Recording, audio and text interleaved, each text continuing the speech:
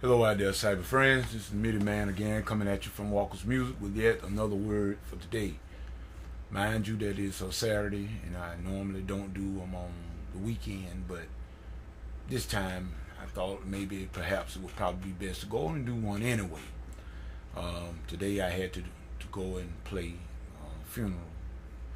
Young lady, 42 years old, prime of life and everything, but she we eulogize her today and everything, letting us know, people, that we don't know where our time is going to end on this here earth, but we can be ready for that, because really and truly death is not the ending, it's the beginning. It said there's an opponent to men wants to die, but after that the judgment. So we know that's what's coming is far better, far greater than what we are presently in. So today we want to read to you, we're going to come from the Lord's Gospel according to St. Luke, and we're going to start the 15th chapter, and we're going to start reading at the 11th verse. And it reads, and he said, which is Jesus, a certain man had two sons, and the younger of them said to his father, Father, give me the portion of good that falleth to me. And he divided unto them his living.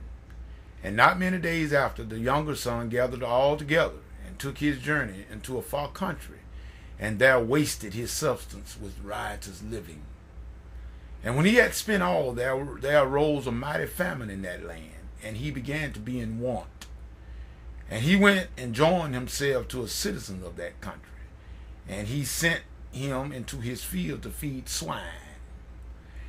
And he would fain have filled his belly with the husk that the swine did eat, and no man gave unto him.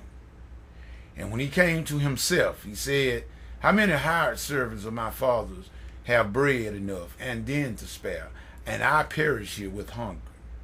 I will arise and go to my father, and I will say unto him, Father, I have sinned against heaven and before thee, and am now no more worthy to be called thy son.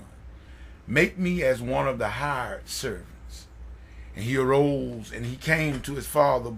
But when he was yet a great way off, his father saw him and had compassion, and ran and fell on his neck and kissed him. And the son said unto him, Father, I have sinned against heaven and in thy sight, and am no more worthy to be called thy son.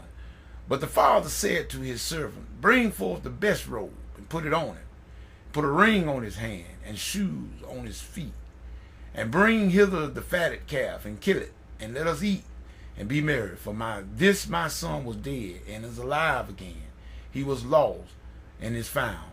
And they began to be merry. May God add a blessing to the readers, hearers, and doers of his holy word.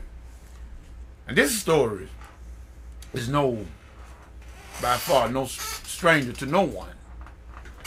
This is the story of the prodigal son, which Jesus told. And the way Jesus taught many, he often taught by parables.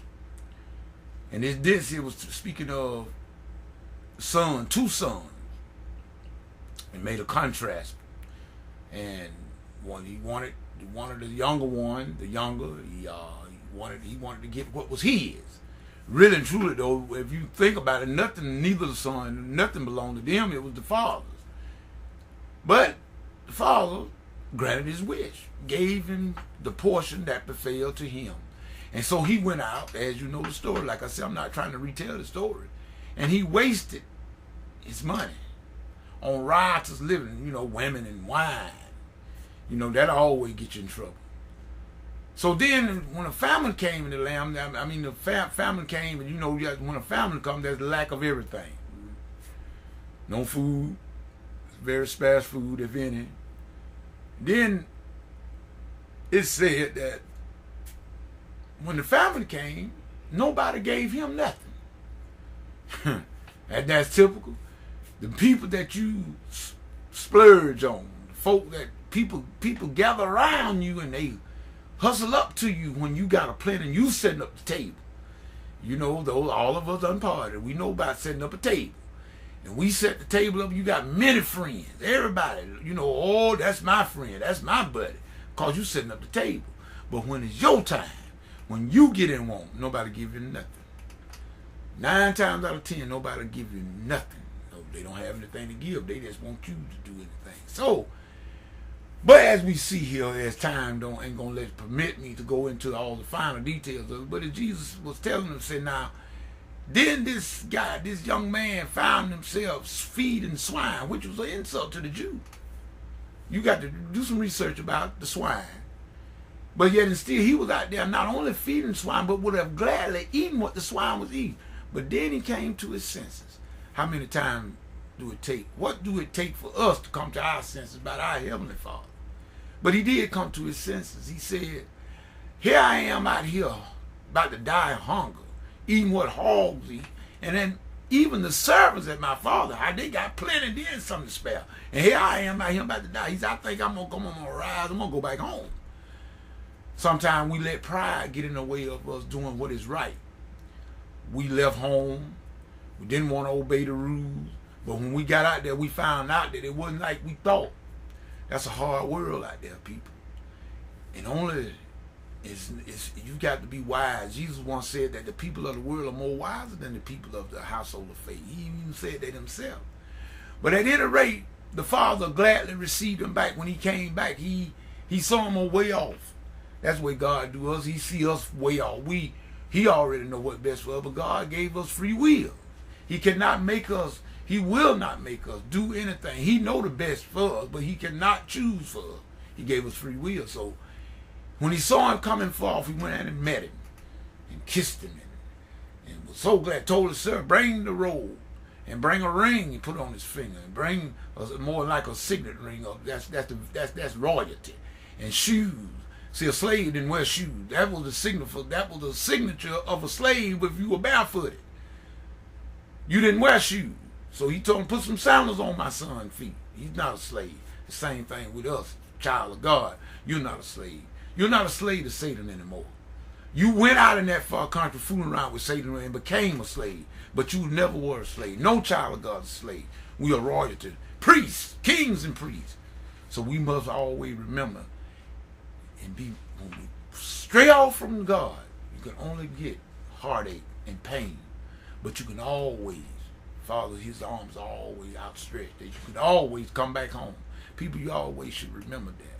We should always remember we can always go back to our Heavenly Father. And when you're running out there, the world might seem to offer a whole lot. And you can get caught up in the world system of things. A lot of people caught up in it and don't even know it.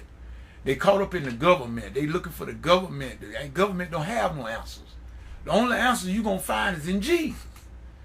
There's no hope in the welfare system. There's no hope in the Social Security. All that's about to become nothing. Only what is done for Christ. Christ got the answer. Christ is the answer. And until we come back home, we're never going to enjoy the real living that we entitled to. See, it was the boy didn't have to go off. The boy, everything the Father had was his. Same as well with our Heavenly Father. Everything he got is ours. We just must choose it. He cannot make the choice for us. So, people, like I said, even today, even after that funeral, I'm thinking about that same thing. Let us stay. If you're in the household of faith, stay in it. There's nothing out there in that world. Nothing. The world can't offer us anything but death.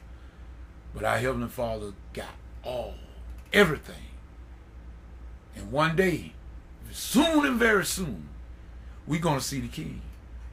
And they're all going to make sense in the sweet by and by. This is Billy Man saying peace and goodbye.